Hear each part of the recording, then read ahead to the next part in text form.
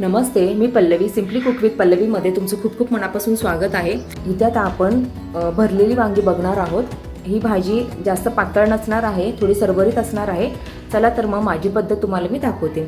इथे मी 5-6 लसणाच्या पाकळ्या घेतलेल्या आहेत, भाजलेलं खोबरं घेतलेलं आहे आणि थोडी कोथिंबीर घेतलेली आहे. इथे 5-6 वांगी मी धुवून असे उभे काप आपल्याला भरायचे म्हणून असे काप करून मी घेतलेले आहेत. आता आपल्याला हे खोबरं आणि हे लसूण मिक्सरमध्ये वाटून घ्यायचे आहे. चला तर मग आपण हे वाटून घेऊया. इथे मी वाटण हे बारीक करून घेतलेले आहे, ते आपण ह्या परातीमध्येच काढून घेऊया. जास्त पण ह्या वाटणाचा गाळ करू नका, थोडंसं जाडसर हे वाटण ठेवा. मध्ये मी 2 मोठे चमचे शेंगदाण्याचे कूट टाकते. कूट जर तुमच्याकडे केलेलं नसेल तर तुम्ही या वाटणामध्ये शेंगदाणे पण टाकू शकता भाजलेले, तरी चालतं.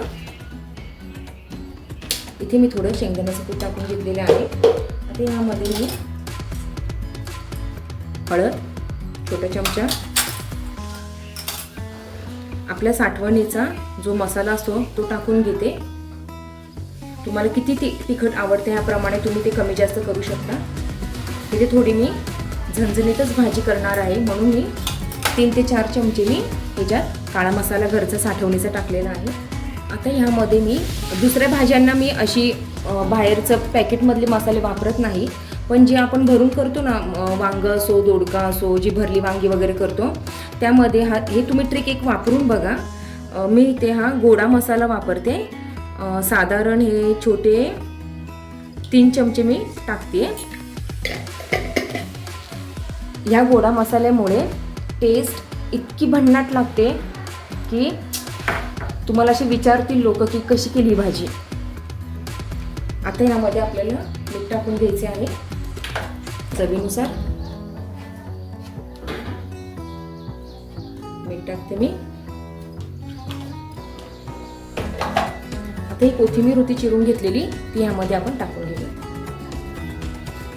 हा आपला मसाला आता तयार झालेला आहे. हा मसाला चांगला आपल्याला एकजीव करून घ्यायचा आहे. असं एकजीव तुम्ही करा. अशा पद्धतीचं वांग तुम्ही एकदा ट्राय करा, खूपच छान लागतं. आता ह्यामध्ये मी मसाला भरून घेते. असं ही पारंपरिक पद्धत आहे.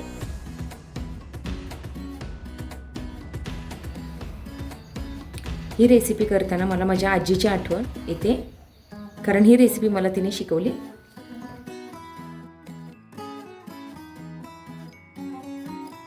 हे सगळे वांगे अशा पद्धतीने आपण भरून घेऊया. गोडा मसाला आणि घरचा काळा मसाला टाकल्यावर जिरं पावडर वगैरे असे काही बाकीचे मसाले टाकायची गरज नाहीये ह्याच्यात.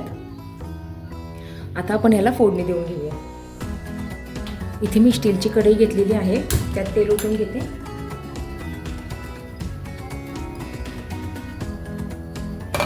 इथे मी तेल ओतून घेतलेले आहे. त्यात आता फोडणीसाठी मी तेल थोडं तापवून देते, म्हणजे मोहरी चांगली तडतडली जाईल. चला तर मग इथे आता छोटा चमचा मी एक मोहरी टाकलेली आहे. 1 छोटा चमचा मी जिरं टाकून घेते आणि हे थोडं आता मी जिरी मोहरी हे फुलून देते जरा, म्हणजे फोडणी छान बसेल.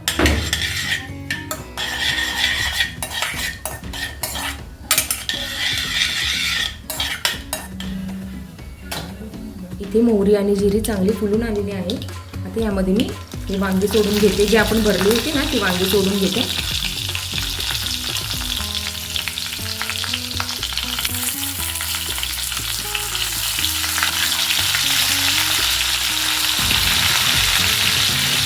ही वांगी मी आता परतून घेते.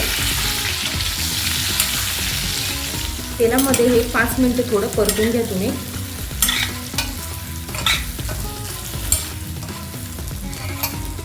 आता ही वांगी परतून झाल्यावर मी जो हा मसाला राहिला होता ना शिल्लक, तो ह्याच्यात टाकून घेते सगळा आणि हे पण आता परतून घेते. गॅसची फ्लेम मी कमी ठेवलेली आहे, कारण हा आता वरून टाकलेला मसाला करपू शकतो. किती रसाभाजी तुम्हाला ही क्वांटिटी भाजीची हवी आहे त्यानुसार टाका.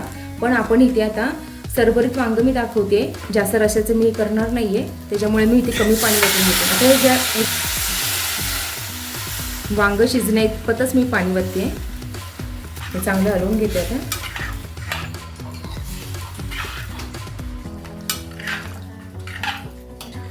आता वांगी आपण शिजून घेऊयात. ह्याच्यावर झाकण तुम्ही ठेवू नका, कारण झाकण ठेवल्यावर ह्याच्यावरची जी तरी असते ती निघून जाते.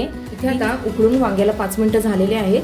आता आपण ह्याला थोडं झाकण ठेवून घेऊ, म्हणजे ते लवकर शिजेल. याची फ्लेमही कमीच ठेवा, कारण फास्ट केल्यावर ह्याची तरी जाऊ शकते. इथे आपली भाजी रेडी झालेली आहे. तुम्ही बघू शकता ही सरभरीत भाजी झालेली आहे. तुम्हाला जरी पातळ हवी असेल तर तुम्ही जास्त पाणी ह्याच्यात टाकू शकता, पण इथे मला सरभरीतच हवी होती म्हणून मी कमी पाणी टाकून ही शिजवलेली आहे. चला तर मग आता ह्याला सर्व करूया.